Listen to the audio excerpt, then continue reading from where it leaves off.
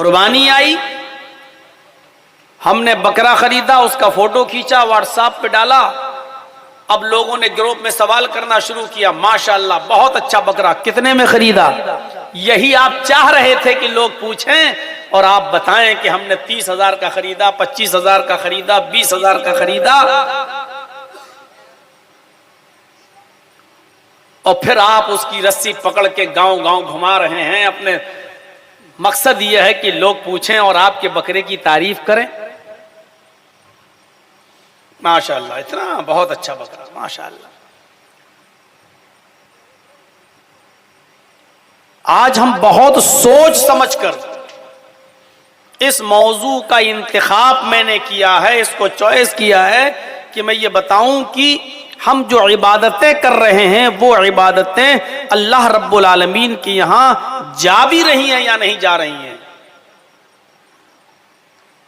صاف طور پر کہا لن ینال اللہ لحومها ولا دماؤها ولکن ینالہ التقوی منکم۔ ہر عبادت کو اسی پر فٹ بٹھائیے گا۔ تم جو قربانیاں کرتے ہو اس قربانی کے جانور کا گوشت اور اس کا خون ہمارے پاس نہیں آتا۔ کتنا کلیئر کر دیا ہے اللہ تبارک و تعالی نے۔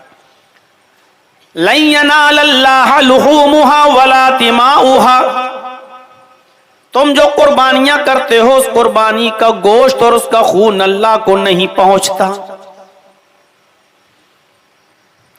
وَلَٰكِن يَنَالُهُ التَّقْوَىٰ مِنْكُمْ، وہ تو تمہارے دلوں کا تقوی دیکھتا ہے، تمہارے دلوں کی پرہیزگاری دیکھتا ہے کہ تم کس نیت سے قربانی کر رہے ہو، تم نے قربانی کس جذبے سے کی ہے۔ بس یہ جذبہ، یہ نیت، یہ تقوی اللہ کو پہنچتا ہے، گوشت نہیں پہنچتا۔ کتنے مولوی ہیں جو ممبروں پر خطبہ دیتے ہیں اور کھڑے ہو کر باقاعدہ یہ من گھڑت حدیث بھی آپ کو سناتے ہوں گے کہ قربانی کا جانور ہے، اس پر بیٹھیں گے اور پل صراط کے اوپر وہ جانور چلے گا، وہ پل صراط بال سے زیادہ باریک ہوگا اور تلوار سے زیادہ تیز ہوگا۔ میرے بھائیوں، یہ کوئی حدیث ہے ہی نہیں، من گھڑت اور جھوٹی روایت۔ کتنے ملا مولوی مسجدوں کے ممبروں پہ کھڑے ہو کے یہ حدیث سنائیں گے آپ، پل صراط پر قربانی کا جانور چلے گا۔ واہ صاحب، آپ نے اپنی زندگی میں 30 یا 35 سال قربانی کی ہے، 20 سال کی عمر سے آپ نے قربانی شروع کی ہے، 60 سال تک آپ نے قربانی کی ہے، 40 سال آپ نے 40 بکروں کی قربانی دی ہے۔ اب کوئی اس مولوی سے پوچھے کہ ان 40 بکروں میں سے کون سے بکرے پر بیٹھ کر آپ پل صراط پہ جائیں گے، تو مولوی ٹائیں ٹائیں پھس اس کا جواب نہیں دے پائے گا۔ اس سے پوچھو کہ قربانی کا کون سا جانور، 40 بکروں میں سے ہم کس بکرے کے اوپر بیٹھ کر پل صراط پار کریں گے۔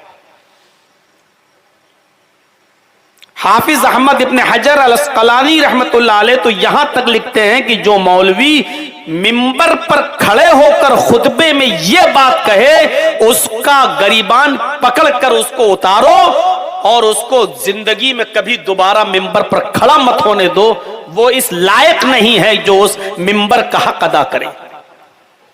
وہ نبی اکرم پر جھوٹ باندھ رہا ہے۔ من کذب علی متعمدا فلیتبوأ مقعدہ من النار، اللہ کے رسول نے فرمایا کہ جو شخص مجھ پر جھوٹ باندھے، جو بات میں نے کہی نہ ہو اور میرا نام لے کر کہے، ایسے شخص کا ٹھکانہ جہنم ہے۔ فلیتبوأ مقعدہ من النار، اس آدمی کو جہنم میں ڈھکیل دیا جائے۔ کوئی گائے کی قربانی کرتا ہے، کوئی اونٹ کی کرتا ہے، کوئی بکرے کی دیتا ہے، یا کبھی کسی نے گائے کی دی، کبھی کسی نے بکرے کی دی، کبھی کسی نے اونٹ کی دی۔ اس سے پوچھو کہ اونٹ پہ گزرے گا کہ گائے پہ جائے گا کہ بکرے پہ جائے گا، تو کہے گا مولانا صاحب ہمارے باپ دادا یہی سب سنتے چلے آ رہے ہیں، ہم نے بھی کہہ دیا۔ قربانی کے جانور کا گوشت اور اس کا خون اللہ کے پاس نہیں جاتا۔ وَلَٰكِن يَنَالُهُ التَّقْوَىٰ مِنْكُمْ، وہ تمہارے دلوں کا تقوی دیکھتا ہے، تمہارے دلوں کی پرہیزگاری دیکھتا ہے۔ اب آئیے تقوی کسے کہتے ہیں، ہم اس بات کو سمجھ لیں پہلے، اس کے بعد پھر قرآن کی آیتیں آئیں گی اور پھر واقعات آئیں گے آپ کے سامنے۔ کچھ دردناک واقعات بھی ہیں کہ آج روح کانپ جائے۔ ہم کیا سمجھ بیٹھے ہیں بڑی آسانی کے ساتھ، بس یہ کام کر لو جنت۔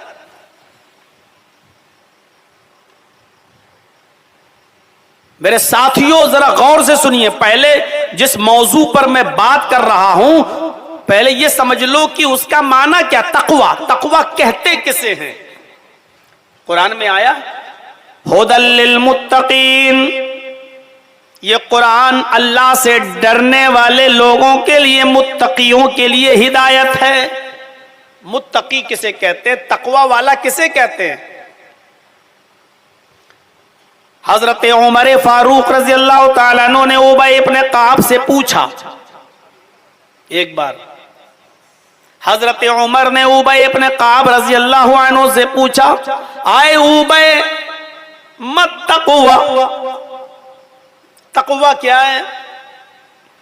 قرآن میں جو آیا ہے ھدی للمتقین، یہ قرآن اللہ سے ڈرنے والوں کے لیے ہدایت ہے، تو یہ ڈر کا معنی کیا؟ تقوی کہتے کسے ہیں؟ تو حضرت ابی ابن کعب نے فرمایا، آئے عمر کیا تم کبھی جنگل میں گئے ہو؟ اب سنیے، پوچھ رہے تقوی کسے کہتے ہیں اور حضرت ابی تعریف کیا کر رہے ہیں، پریبھاشا کیا بتا رہے ہیں، تقوی کا انٹروڈکشن کس انداز سے کرا رہے ہیں۔ کیا تم کبھی جنگل میں گئے ہو؟ کہ ہاں گئے ہیں۔ خاردار جھاڑی ہو، کانٹوں دار جھاڑی ہو اور گزرنا بھی ضروری ہو، جانا بھی ضروری ہو، اس جھاڑی کو کراس کرنا بھی ضروری ہے، تو بتاؤ تم اس کانٹے دار جھاڑیوں سے کیسے گزرو گے؟ اپنے کپڑے کو کیسے بچاؤ گے؟ تو حضرت عمر فاروق نے فرمایا، اگر جنگل میں کانٹے ہی کانٹے ہوں اور ساری جھاڑیاں خاردار ہوں، کانٹوں والی ہوں اور گزرنا بھی ضروری ہو، تو ہم خاردار جھاڑیوں سے اپنے دامن کو سمیٹتے ہوئے، اپنے آپ کو بچاتے ہوئے نکلیں گے اور کوشش کریں گے کہ کوئی کانٹا میرے دامن میں لگ نہ جائے، کوئی کانٹا میرے دامن میں چبھ نہ جائے۔ زمین پر بھی کانٹے ہی کانٹے ہوں تو میں اپنے پیروں کو بچا بچا کر، کانٹوں سے بچا بچا کر چلوں گا کہ کوئی کانٹا میرے پیر میں چبھ نہ جائے۔ حضرت ابی ابن کعب نے کہا، امیر المومنین آپ نے تو بتا دیا تقوی کیا ہے، پھر پوچھتے ہو تقوی کسے کہتے ہیں؟ آپ نے تو خود ہی بتا دیا ہے، جس طرح کانٹے دار راستے سے گزرنا ضروری ہو تو تم اپنے آپ کو کانٹوں سے بچا بچا کے چلتے ہو کہ کوئی کانٹا میرے پیر میں اور میرے کپڑے میں لگ نہ جائے۔